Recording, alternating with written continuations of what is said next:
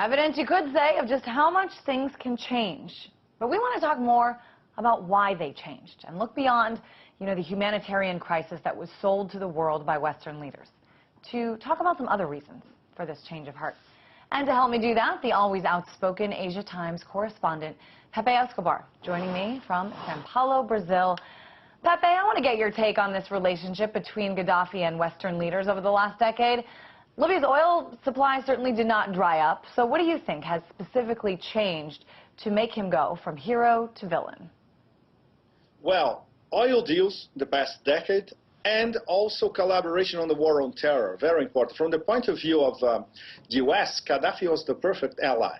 But then, last year, in October 2010, Gadaffi's chief of protocol defected to France. He got in touch with French intelligence, and they organized basically a coup to start in Benghazi and then transfer to Tripolitania. This is how the war started. It was last year in France in October 2010. Pepe, let me have you backtrack, though. You said that for many years, Gadaffi was the perfect ally for the U.S. I mean, I've got to disagree to an extent. The U.S. talks about, human rights violations. In 2002, thousands of people were massacred under Gadaffi's rule. And that didn't stop them, though, from meeting with him. So why do you say he was the perfect ally for a time? Look, the hypocrisy is being reverberating the galaxy today, actually. As long as the oil deals were there, even if they were with the Italians and not with the Brits, even if they were with the Chinese but not with the Americans, it was okay, because at least he was doing deals with Western and foreign companies. And as long as he was collaborating with the war on terror, including this guy who is now the military commander of Tripoli, Abdel Hakim Belhaj, he was captured by the Americans, then he was sent to Guantanamo, then he was sent to Libya. And he was in Libya as a prisoner for 4 years. And then he was liberated by Saif al-Islam himself, because he said, no, we need some kind of reconciliation in this country. So until October last year, there was nothing wrong with Gadaffi. Remember, Tony Blair going to the desert to, hail the big chief. Silvio Berlusconi kissing his hand. The pictures we saw a few minutes ago, they tell the story. The problem is, for the Brits and for the French especially, don't forget, these are the people who redacted UN Resolution 1973. They wanted more penetration, more deals, and especially they wanted NATO to have a beachhead in Northern Africa. This is the big picture, the big strategic question. The Americans also wanted it because they wanted an AFRICOM, the Pentagon African Command, a base in Africa. Libya would be perfect. And NATO wanted the Mediterranean to be a NATO lake. With an independent Gadaffi, that was impossible. So this is the story that we won't see over the next few days, because people are commemorating like, this guy's gone. Remember, this guy also was gone. Remember, and this big guy here, I bought all these in Russia. Wow. So, exactly. So the bogeymans are gone. So who's the next bogeyman? Iran. We saw last year with that Mexican Fast and the Furious plot. This is a never-ending thing in terms of, from the point of view of the Pentagon, the long war, their denomination, not mine. And from the point of view of NATO, we want to control the Mediterranean. And that's it. The next stop is Syria. I mean, quite a collection there, Pepe, of those boogeymans. Very, very interesting. In Russia, by the way. In Russia, I love it.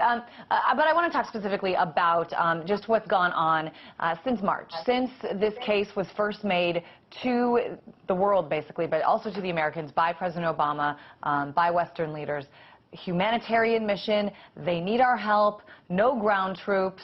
Do you think, I mean, we played a soundbite earlier of Prime Minister Vladimir Putin saying, who was given this authorization to change the mission? They said from the beginning, we don't care about Gadaffi, we just want to help the people. And then all of a sudden, Gadaffi needs to step down. Now Gadaffi's dead. The latest reports saying a U.S. drone may have had something to do with it. Was this the intention all along, or did something change along this path?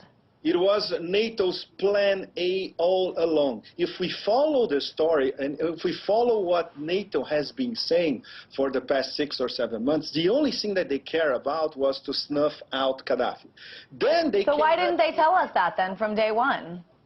Because, look, in realpolitik, it doesn't work like that. You always have a cover story. Cover story in this case was R2P, responsibility to protect civilians, and a no-fly zone over Libya. That's the text of the UN resolution. Why the BRIC countries abstain? Brazil, Russia, India, and China, the top four. Because their diplomats, studying the text of 1973 at the UN, they concluded that was an open-ended commitment, that this could become regime change on day one. And it did. And everybody knew it did. The Germans also knew it would be regime change. And NATO has been saying from the beginning, we want to capture or kill Gadaffi. 2 days ago, Hillary Clinton told students at the University of Tripoli, we want to kill or capture Gadaffi. That was the plan all along. But plan B, which was that invasion that conquered Tripoli, they were very lucky because they had a pincer movement. Fighters trained in Qatar and the UAE, and those fighters trained in the southwestern mountains, the Berber Mountains. They had a pincer movement and they captured Tripoli. And the key brigade, which was the Camis Brigade, they disappeared, just like Iraq in 2003. Nobody knows what happened to Camis Brigade because they didn't fight back. Certainly, so, I remember hearing, you know, when this all first started, it's going to be weeks, not months. That certainly didn't turn out to be the case. I want to get your take, Pepe. Last question, real briefly. What's next for Libya? Civil war. There's no question. 1 month ago, I wrote a story saying there will be 2 civil wars. Gaddafi loyalists against central government and the Islamists against the central government. Okay, now it's going to be 1 civil war. Everybody that was left out of this arrangement, which means a lot of people in Tripolitania, people who will resent the TNC once they see what kind of regime they're going to impose, which will going to be not a democracy at all, because they're already squabbling among themselves. And Tripoli is being taken over by militias. And if these Islamists are out of the picture, they're going to start a guerrilla against the Hamid Karzai-style government in Tripoli. So welcome to civil war for years to come. Wow. Certainly, as we look at how things have shaken out in countries like Egypt, where another leader has fallen in a different kind of way, not a lot of cause for optimism right now in terms of Not really. what's I'm ahead. very sad for the Libyans, in fact. Asia Times correspondent Pepe Escobar joining us from Sao Paulo, Brazil. Thank you.